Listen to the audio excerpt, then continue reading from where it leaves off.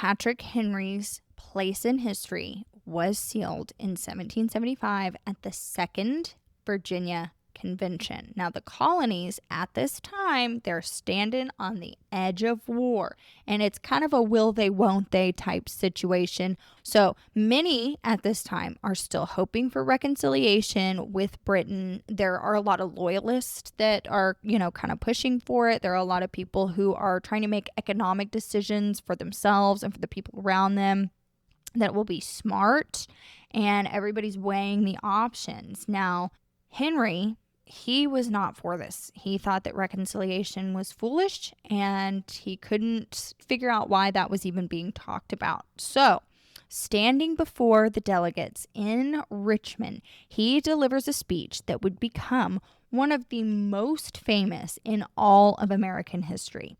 His voice rose, his words sharpened, he had that charismatic swagger that, again, you cannot teach in a book.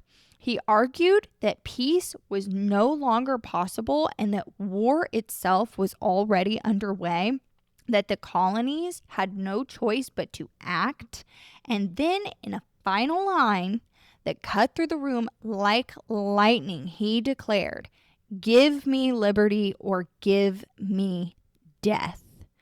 These words electrified the audience. I actually kind of have some little goosebumps going on right now as we're talking about it, because can you even imagine what that would feel like? I mean, that's like some Stairway to Heaven level type chills. And so Virginia, because of this speech, ends up preparing for war, and Patrick Henry became the voice of resistance. Now, I want to just point out really briefly that there were all of these really pivotal key characters in a lot of the different colonies that were so crucial for getting everybody on the same page. You had Sam Adams and you had John Hancock, and they were these public faces in Boston and Massachusetts.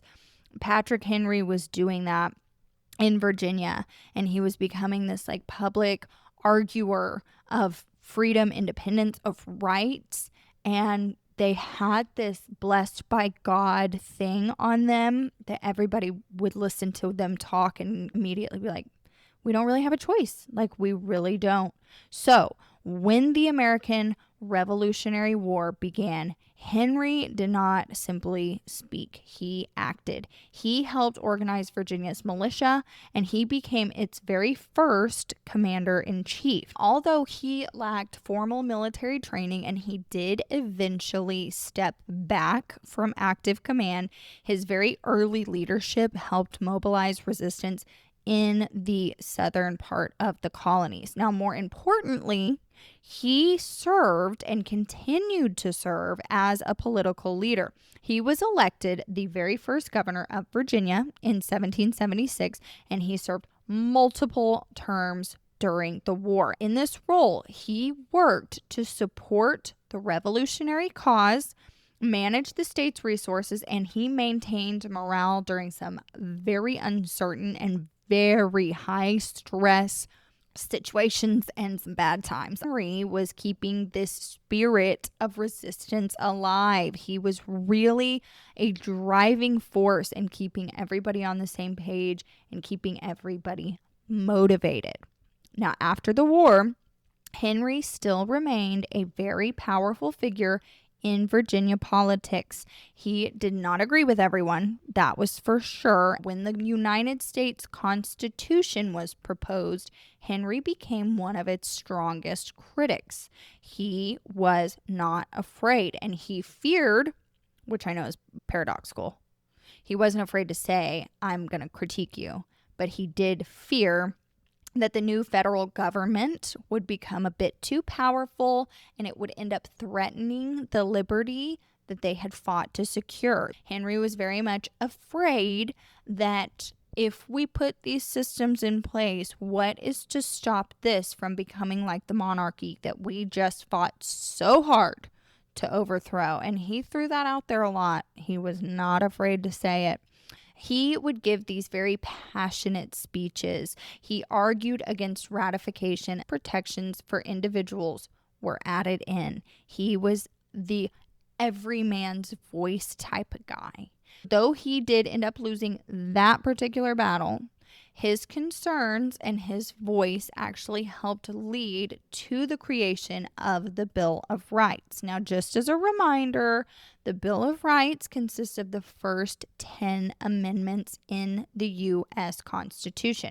They were ratified on December 15th, 1791, to protect fundamental personal liberties and restrict government power. Now, it guarantees rights including freedom of speech, freedom of religion, and freedom of the press, the right to bear arms, protection against unreasonable searches, and right to process. That was Henry. He was protecting everyday Americans like you and myself. Now, I think that Patrick Henry had done quite a lot in his lifetime, and he did retire from public life to his Red Hill estate in Virginia. He did return to politics to win a seat in the Virginia General Assembly. He did end up passing away on June 6th, 1799 at the age of 63 at his Red Hill home in Virginia, and this was from stomach cancer. I will say, by the time he passed away, he had lived through the birth of the nation that he had helped to inspire. His voice was once very urgent and very fiery, and later in his life, he had gone rather quiet, but the echo of his voice and the things that he taught and said and helped to put in place remain even today. Patrick Henry left behind something so rare, and that was not a system. It was not a document. It was not necessarily this great battlefield victory or victories. He left behind a feeling. He left behind this surge of conviction. He left behind a reminder that words, when spoken at the exact right moment, when everything falls into place and the stars are aligning, can change the course of history. And he is yet another person that proved once again that revolutions are not only fought with weapons, but they are fought with beliefs, they are fought with conversations, they're fought with all different forms of courage. They're fought with a willingness to stand up in a crowded room and say what others are afraid to say. And even now, his most famous line still lives on, not just as a quote, but I would say as a challenge, asking, what are you willing to stand for? Especially when the cost is everything. He had that thing that you cannot teach, and that is the ability to speak coherently and clearly and charismatically. And another famous quote by him is, I am not a Virginian, but an American. And I love that quote just because I do think that there are a lot of things that we can start to identify as, but we're all Americans. And again, I say this all the time, our country might be rather flawed. We might have a lot of things that are out of place. We might have a lot of corruption. I don't know what's going on behind closed doors because I'm not behind the door that's closed.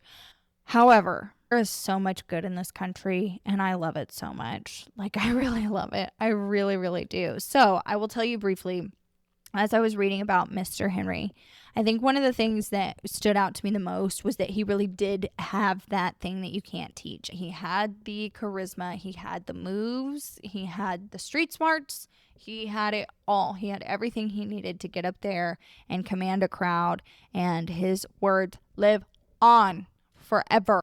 So that is the story of Patrick Henry and how and who and where and why the famous term, give me liberty or give me death, was ever uttered. And thank God it was, because it's a great slogan. So thank you so much for being here. I so appreciate you giving me just a bit of your time. And I hope that you enjoyed this tale, this biography of a very fascinating man. And I will most certainly be back again with more history. Bye.